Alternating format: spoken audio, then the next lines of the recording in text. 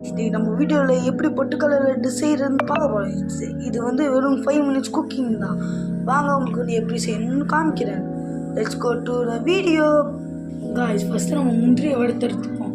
நான் இப்போ என்ன பண்ணிங்கன்னா தோசை கல்லை கொஞ்சம் சூடு பண்ணிவிட்டு லைட்டாக எண்ணெய் ஊற்றிருக்கேன். நான் வந்து முந்திரியை போட்டு வறுத்தெடுத்ததுக்கடுத்து உங்களுக்கு நான் காமிக்கிறேன்.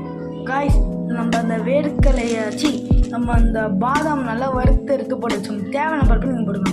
கொஞ்சம் பொட்டுக்கடலை ஆட் பண்ணிப்போம். தேவைனாலும் ஆட் பண்ணி உங்களுக்கு தேவைன்னா நீங்கள் ஆட் பண்ணிக்கோங்க. இவ்வளோ தேவை நான் இவ்வளோ ஆட் பண்ணிக்கிறேன். அரைச்சிட்டு உங்களுக்கு காமிக்கிறேன்.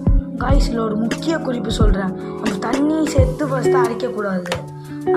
அரைச்சி முடிச்சுட்டு பவுடர் தனியாக எடுத்துட்டுனா தண்ணி சேர்த்து லட்டாக பிடிக்கணும். நான் உங்களுக்கு அரைச்சிட்டு காமிக்கிறேன்.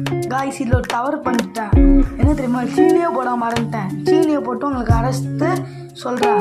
இது நம்ம தேவையானது சீனி. காய்ஸ் பாருங்க காய்ஸ், நான் வந்து மிக்சிலேருந்து அரைச்சிட்டு இடத்துல மாட்டிக்கிட்டேன். செமையாக இருந்துடுச்சு. நான் கொஞ்சம் இப்போ பால் சேர்த்துட்டு இது உருந்தையாக பிடிக்க போகிறேன். உங்களுக்கு தேவைன்னா நீங்கள் தண்ணி சேர்த்துக்கலாம். எப்பயுமே தண்ணி சேர்த்துனா பண்ணுவோம். இப்போ கொஞ்சம் புதுசாக செய்யலான்னு சொல்லிட்டு பால் செய்கிறேன். அவங்களுக்கு வேணால் பால் சேர்த்து பண்ணிக்கோங்க. பால் சேர்த்துட்டு உங்களுக்கு காமிக்கிறேன். காய்ஸ், கொஞ்சம் பால் ஆட் பண்ணிட்டு நான் நல்லா மிக்ஸ் பண்ணிட்டு உங்களுக்கு காமிக்கிறேன். காய்ஸ், நல்லா ஃபைன் பேஸ்ட்டாக அரைச்சாச்சு. எனக்கு நல்லா கரெக்டாக இருந்துச்சு. நான் லைட்டாக தண்ணி ஊற்றி கரைச்சிட்டு எல்லாத்தையும் நான் உருண்டை பிடிக்க நான் உருண்டை பிடிச்சிட்டு உங்களுக்கு காமிக்கிறேன். கைஸ், இதை நான் அல்வான்னு சொல்லுவேனா இல்லை லட்டுன்னு சொல்லுவேடா, என்ன கொடுமையை நான் சொல்ல. நான் 2 தப்பு பண்ணிட்டேன். நெய்யில் வறுக்க வேண்டிய பாதாமை போய் நான் எண்ணெயில் வறுத்து வரைச்சிட்டேன். அதுக்கடுத்து பார்த்தா பாலை ஊற்றி பிசைஞ்சேன். அப்பே லைட்டாக கண்டசியாக வந்திருக்கும். ஆனால் பசைய சோம்பேறித்தனத்தை பட்டு அதை கொஞ்சம் தண்ணியை ஆட் பண்ணி விட்டேன். அதனால இது அல்வா லட்டீஸ்ன்னு அல்வா.